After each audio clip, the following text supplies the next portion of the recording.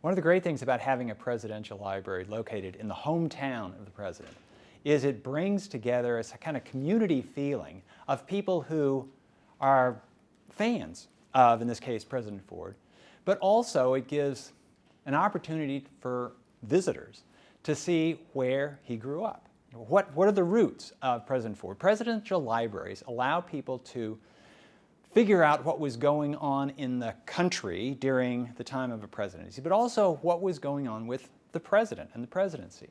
And the Ford Library is peculiarly useful in both those regards. Historians come here from all over the world to make sense of America, American politics, American foreign policy in the 1970s. And biographers come here, and people who are just interested in Jerry Ford, this man who was a pillar of Congress for many years, but didn't have that, what is characterized as that fire in the belly, that need to become president. But he did become president. He became president, I'm not going to say against his own inclinations, but he was a very different president before. And the timing of the presidency was crucial for his career, of course, but also for the United States.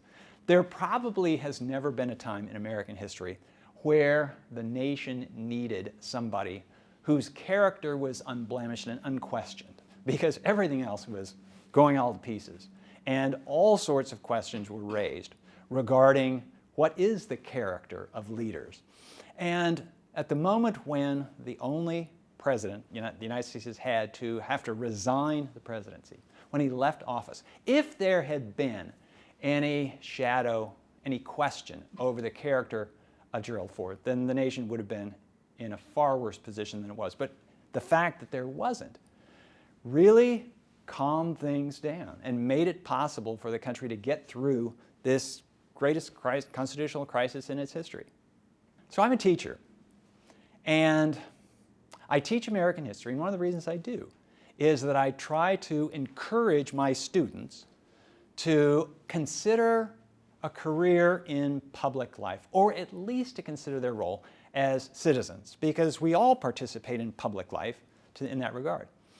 And at a time when it's really easy to find examples of bad characters in politics, characters that you don't admire, that you wouldn't want to emulate, it's really easy for my students to think, I don't want to go anywhere near politics. And so to be able to have an example of here's somebody who was successful in politics without making the kind of ethical compromises that we so often see, that we too often see. It's really refreshing. And I have to say that for residents of Grand Rapids, for students in Grand Rapids, to be able to have this resource right at hand where you can learn about the life of Gerald Ford, it's a terrific blessing. I hope you all take advantage of it. The Founding Fathers, the people who wrote the Declaration of Independence, the Constitution of the United States, believed that the American experiment in self-government would succeed or fail depending on the character, the civic virtue of citizens. They didn't believe that a republic could survive based only on self-interest, competing self-interests. It didn't take long for that model, that ideal of civic virtue to be questioned. And it looked as though character sometimes was being sold at a discount, and that virtue didn't seem to matter. But it does, and it did. And it's refreshing to find an example in comparatively recent American history where character was something that really mattered, and where character actually was rewarded. Very often in the political world, character is something that costs you, that ambition either has to give way to character or vice versa. But one of the reasons that Gerald Ford was selected to replace Spiro Agnew as vice president was that his character was something that everybody understood and recognized. And so there was no way it would be interpreted as a political deal. This was Jerry Ford trading something to Richard Nixon, or so he would make the next step up. It was really important for the cohesiveness of the country, to keep the country from flying apart in the Watergate scandal, to have somebody who was reliable in this regard. Now, sometimes Gerald Ford's character was used by people who thought they were kind of above that or beyond that as sort of a flaw, that he didn't have that fire in the belly that presidential aspirants are supposed to have, but it's exactly that he didn't have that fire in the belly, that he really wasn't a presidential aspirant. You know, when you're looking for people to fill important jobs, very often one rule of thumb is you want somebody who doesn't need the job, somebody who's not really looking for the job because they just want to do the best thing for, well, in this case, their country, not for themselves. And so Gerald Ford was just the man for the moment, and the country's the better for it. I think that a student can look at a figure like Gerald Ford, and if I'm an elementary school student, I'm going to think that this guy is far beyond anything that I imagine. So it's going to be hard to relate to that. But to the extent that you can take kids and introduce them to the young Jerry Ford and the sort of things that he had to deal with growing up, because it's a lot easier for us to connect, to identify with people who share something important that we have. Now, this is entirely aside, but I'm going to tell you, at the LBJ Library, one of the great things that they've done with their statue of LBJ is it's not on a pedestal.